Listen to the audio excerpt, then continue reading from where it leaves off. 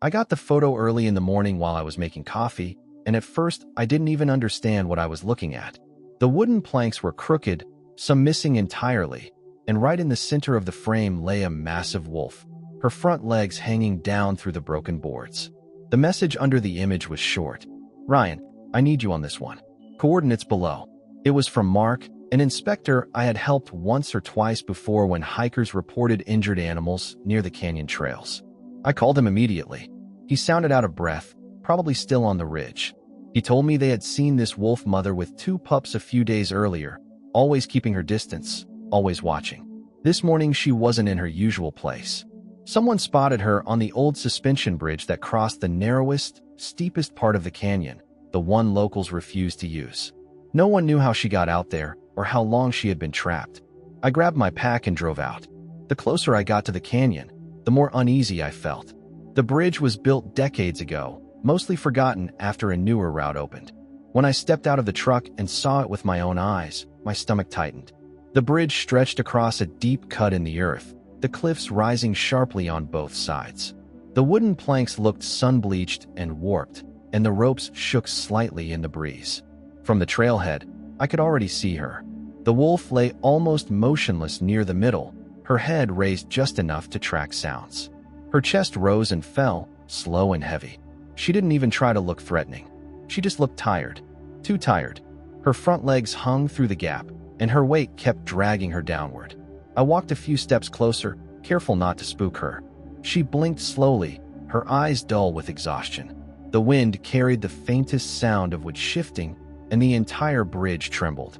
For a moment, I wondered if she had fought to free herself earlier and simply given up. I crouched at the start of the bridge, trying to judge the distance, the angle, the stability. I could feel my heartbeat in my neck. I had been in risky situations before, but nothing like this. Nothing where one wrong move could take both of us down. Then, out of nowhere, the wolf tried to push herself forward. Maybe she thought she could crawl out. Maybe she sensed me and panicked. Her paw slipped deeper between the planks, and one of the boards snapped with a loud crack. The bridge lurched so violently that dust shook loose from the ropes. She let out a sharp, desperate whine. I froze, gripping the railing. There was no more time to think. If she slipped any further, she would fall straight through the broken floor and disappear into the canyon below. I took a breath, stepped onto the first plank, and felt it bow under my weight. Whatever happened next depended on how fast and how carefully I moved. The first few steps felt like walking on someone else's legs. I kept one hand on the frayed rope railing and moved slowly, testing each board before shifting my weight. Some planks held firm, others sagged enough to make my stomach drop. Every sound felt too loud in the empty canyon. The creak of wood, the soft scrape of my boots, even my own breathing. The wolf watched me with a dull kind of alertness, her ears twitching but her body too weak to rise. When I got close enough for her to make out my shape clearly, she let out a low growl. It wasn't strong or angry, more like a warning she didn't have the strength to back up. I stopped and crouched, keeping my hands open and low. "Easy, girl. I'm here to help." My voice felt small in the open air. The bridge shifted again under me, and she flinched, trying to pull her front legs up, only to whine as the broken planks scraped her. I could see how tightly her muscles were tensed, how her back legs trembled from trying to keep her from slipping further. I slid my pack off my shoulder and slowly unzipped it. She watched every movement. I pulled out my jacket and pushed it toward her across the boards, letting her sniff it if she wanted. She didn't, but she didn't snap either. I gently tucked it against her side, wedging it between her body and the splintered edges to give her a bit of support. The bridge groaned again, the ropes swaying with every shift of weight. My palms were sweaty, and I wiped one on my pants before inching closer. I kept talking to her, not because I thought she understood, but to fill the silence, the kind of silence that made the height beneath us feel even more real. "You're okay. I'm right here. Stay with me." Her growl faded into a shallow pant. She blinked heavily, as if fighting to stay conscious. I reached out and laid my hand on the safest plank near her shoulder, letting her see where my weight would go next before I moved. Her nose twitched toward me, and for the first time I felt she wasn't trying to scare me off. She was just scared. Bit by bit, I slid myself forward until I was close enough to touch her. I rested my hand lightly on her fur. She froze, but she didn't pull away. Her coat was coarse, warm, and trembling. The boards under us cracked softly, and I instinctively leaned more of my weight toward the ropes. Then, faint but clear, a sound drifted up through the canyon. A thin, wavering cry carried by the wind. I stopped breathing for a moment, listening. Another cry followed, higher this time, almost like someone calling out, "Pups!" The wolf's ears perked, and she let out a weak whine in return. They were alive, somewhere below or on a ledge nearby, calling for her. And if they were calling now, it meant they hadn't eaten in a long while. Tom wasn't on our side anymore. I shifted closer until my knee touched the edge of the broken planks. The wolf's breath warmed the air between us, shallow and shaky. I could see now how her front legs were wedged between the splintered boards, the wood biting into her fur. If I didn't lift her soon, she would keep slipping inch by inch until there was nothing left to hold her. I slid my hand under her chest as carefully as I could. She tensed, her muscles quivering under my fingers, but she didn't growl this time. Her eyes followed every movement, wide and exhausted. When I pushed a little upward, trying to test how much weight I could take, the plank beneath my foot cracked sharply. I froze. The bridge swayed, and the ropes groaned above us. "Easy. Stay with me." I pulled my hand back and crawled just enough to change my angle. The wood under us was too unstable to risk lifting her the way I had planned. I reached for my pack, dragging it beside me, and fumbled for the strap on the side. The metal buckle clicked softly as I loosened it. I could use it like a sling, tight enough to hold her weight, wide enough not to hurt her. Before I slid the strap under her, she leaned forward just slightly and pressed her nose against the back of my hand. Not a push, not a warning, just contact. The smallest sign of trust. It gave me the courage I needed. "All right, girl. Help me help you." I lifted her chest again with one hand and used the other to guide the strap underneath. She whimpered at the pressure, but she didn't fight me. Inch by inch, I worked the loop up until it rested behind her front legs. When I tightened it, she let out a short, strained breath but stayed still. Now came the part one dreaded. I wrapped the free end of the strap around my wrist and braced myself against the railing. I pulled upward slowly, trying to take some of her weight without shifting her too quickly. The planks scraped loudly under her as her legs rose a little from the gap. Just a little more, and she'd be free. Then the board to my right snapped clean through. The sudden shift jolted the bridge violently. The ropes above us whipped, and the railing jerked sideways. My stomach lurched as one of the main side ropes stretched, thinned, and then let out a sharp, tearing sound. The entire bridge dipped toward the broken side. "Hold on, hold on." The wolf slid a few inches, her hind legs scrambling for grip. I tightened the strap and pulled with everything I had, trying to counterbalance the sudden tilt. My shoulder burned, but I didn't let go. Another plank split beneath her weight, tipping down like a loose tooth. One wrong movement, and both of us would be over the edge. I gritted my teeth, dug my boots into the remaining boards, and pulled harder. She cried out, a raw, desperate sound, and her body lifted just enough for her trapped legs to clear the shattered wood. The bridge groaned beneath us, as if it might give out entirely. But she was out. Finally out. Now I just had to keep us both alive long enough to reach stable ground. The wolf collapsed the moment her front legs cleared the shattered boards, her weight hitting the planks with a heavy thud that sent a deep shiver through the entire bridge. The sway was so violent that for one terrifying second I thought the structure would fold in the middle and drop both of us straight into the canyon. The ropes creaked like strained metal, the boards bowed, dust shook loose from the joints, but somehow, miraculously, everything held just long enough. She tried to stand right away, driven purely by instinct, but her paws slid helplessly across the worn and splintered wood. Her legs buckled beneath her, and she slumped sideways, dangerously close to the broken edge. She wasn't going anywhere on her own. Not now, not with the bridge tearing itself apart beneath us. I crouched beside her, planting one hand firmly on her shoulder to stop her from rolling toward the gap. Her fur was warm under my palm, trembling with exhaustion. The strap was still looped around her chest, so I tightened my grip and dragged her just a little farther from the splintered opening. "Easy, girl. Don't move too fast." Her breathing came in ragged bursts, shallow, uneven, desperate, but her eyes never left me. They followed every one of my movements, cloudy with pain, yet still alert enough to try understanding what I was doing. I knew that if she slipped again, she wouldn't have the strength to fight her way back up. One more slide, and the bridge would claim her. I reached for the central support rope that ran along the middle of the bridge, the only part of the structure that still seemed reasonably stable. Working quickly, I wrapped the strap around the rope twice and pulled it tight, securing her body so she wouldn't slide back toward the broken planks if the bridge buckled again. "All right, girl. Stay here. I'll be back. I promise." Her ears flicked weakly at the sound of my voice. Just a tiny movement, but enough to show she could still hear me. I backed away slowly, feeling the board sag and shift under my knees. Every plank had to be tested before I put my weight on it. Each creak sounded like a warning. Then I heard it again, the same thin, wavering cry rising from somewhere below the bridge. Desperate. Repeating. It wasn't the wind. It wasn't an echo. It was the pups. They didn't sound far. Maybe only a few yards down on some narrow ledge tucked beneath the bridge or along the jagged cliffside. When I finally reached the end of the bridge, I followed the sound along a faint animal trail carved into the rock. The path dipped sharply, hugging the canyon wall so tightly I had to turn sideways to avoid scraping my shoulders.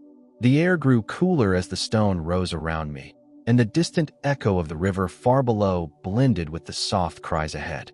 After several careful steps, I finally spotted them. Two wolf pups were pressed against a patch of dry scrub beneath a slanted boulder, their bodies trembling uncontrollably. Their fur was matted with dust, their ribs visible under thin skin. One lifted its head when it heard me approach. The squeak it made was barely a sound. It was more like an attempt at a call that never fully formed. "Hey there, it's okay. I've got you. You're okay now." I crouched slowly, extending my hand so they could see I wasn't a threat. They didn't try to flee. They didn't even try to growl. They simply stared with wide, exhausted eyes before collapsing into gentle shivers. I scooped them up, one under each arm. Their bodies were shockingly light, like holding bundles of air wrapped in thin fur. They didn't struggle. They just curled into the warmth of my chest, too weak to protest or question who I was. Carrying them made the climb back up far more difficult. I used my elbows and forearms to brace against the rock, inching upward while keeping them close. Every few steps, the wind shifted, and I could hear the bridge above us groaning under its own weight. The closer we got, the more anxious the pups became. They whimpered softly, recognizing the distant scent of their mother carried down the canyon. When I stepped back onto the bridge with them cradled against me, the wolf lifted her head instantly. Her ears shot forward, and she let out a strained, trembling whine that vibrated through her entire body. I knelt beside her and lowered the pups onto the boards. They crawled toward her immediately, their weak legs barely carrying them, but their determination unmistakable. She breathed them in deeply, closing her eyes as she brushed her nose against each tiny head. For a moment, just one precious moment, everything else fell away. Not the height beneath us, not the broken wood or the swaying ropes, not the danger still hanging over our heads. It was just a mother reunited with her pups. Then the bridge jerked so violently that I nearly lost my balance. A loud snap ripped through the air, this time from the far end, the side that hadn't yet taken damage. The ropes whipped, slapping hard against the wooden rails, and the planks near the end began to tilt downward. The whole bridge shifted under us again, leaning toward the gap. No more time. No more chances. We had to move, right now. The bridge leaned so far to one side that for a moment I thought it would flip completely. The tilt was sharp enough that I had to shift my knees to keep from sliding, and the pups squeaked in panic, pressing themselves harder against their mother's chest. She tried to rise on instinct, driven by the sound of the collapsing boards behind us, but her legs buckled instantly. The effort left her trembling. There was no time to let her rest or recover. If we stayed where we were even a minute longer, the entire structure could peel away beneath us and drag all of us with it. I slid the strap off the central rope, fingers shaking as I worked it free. Looping it around my arm again, I leaned forward and lifted the two pups against my chest. They clung to my shirt with what little strength they had, their tiny claws catching in the fabric as if they understood the danger. The wolf tried to follow, dragging herself forward an inch at a time, her claws scraping unevenly across the planks. I wrapped the strap under her chest as best I could in the chaos and pulled. "Come on, girl. Stay with me. Just a little farther. She answered with a faint, breathy rumble, more a release of fear and exhaustion than a protest. The boards ahead looked slightly more intact, though every step felt like a blind gamble. I kept my weight low, moving on hands and knees, bracing the pups with one arm while the other tugged the strap to guide her forward without jolting her injured legs. Behind us, the far end of the bridge shifted again. A plank split clean down the middle, dropping into the canyon with a clatter that echoed off the cliffs like distant thunder. The bridge lurched violently, and I felt my stomach rise toward my throat. I moved faster, ignoring the sting of splinters digging through my pants and into my knees. The wolf crawled a little at a time, her back legs trembling so hard they shook her entire frame. Twice she stopped altogether, her body sagging as if her strength had finally run out. Each pause made my gut tighten, terrified she'd collapse for good. But each time I called to her, soft, steady, urgent, she pushed forward just enough to keep going. Halfway to the edge, the ropes above us let out another sharp crack, louder this time and far too close. I didn't look back. I couldn't risk the distraction. The pups whimpered against me, their small bodies shaking uncontrollably, and the wolf staggered sideways. I tightened the strap, pulling her back toward the center before she drifted too close to another broken plank. Almost there. Just a little more, girl. Don't stop now. The last few yards felt endless. The boards there were uneven, warped from years of sun and cold, but at least they were solid enough to hold our combined weight. I crawled onto the dirt of the trail and turned back immediately, still gripping the strap so she wouldn't slide backward. The wolf tried to stand for the final stretch, but her legs gave out again. I stepped back onto the first plank, just far enough to reach her, and pulled her the remaining distance until her paws reached solid ground. The moment she made it off the bridge, the tension in the ropes shifted dramatically. A heartbeat later, a large section of planks near the middle gave way entirely, snapping like brittle bones and crashing down into the canyon with a thunderous echo. The ropes whipped upward as the weight disappeared. If we had been on that part just seconds later, I didn't let myself finish the thought. My hands were already shaking hard enough. The wolf collapsed fully on the dirt, her sides heaving in deep, uneven breaths. The pups crawled to her instinctively, pressing themselves against her belly. She nudged them weakly, her tail giving the smallest twitch, just enough to show she still had a little life left in her. I knelt beside them, pulling the bottle of water from my pack. My hands were clumsy, unsteady, but I managed to pour some into a shallow metal lid and slide it close to her. She hesitated at first, her nose twitching as she checked the scent, then leaned forward and lapped at it slowly. I placed a few pieces of dried meat nearby, not close enough to scare her, but close enough that she could reach them when she felt strong enough. I stepped back several paces and dialed Mark. When he answered, I kept my voice low, telling him we were on solid ground, that she was alive, and that the bridge was done for. He said he'd be there soon, but I already knew I'd be gone before he arrived. The wolf didn't need more people around her. She needed silence, safety, and distance. Before I left, I glanced back one more time. The pups were curled beside her, warmed by her body, their breathing steadier now. She looked at me, not fearful, not aggressive, just tired, and thankful in a way only a wild creature can be when it recognizes mercy. As I walked toward the ridge, I heard a soft rustle behind me. I turned. The wolf was standing, shaky, unsteady, but on her feet. She nudged each pup gently, guiding them toward the tree-line. Step by careful step, pausing often to regain her balance, she led them into the forest, her silhouette fading slowly between the pines. She had her second chance, and she wasn't going to waste it. Neither, I hoped, would her pups.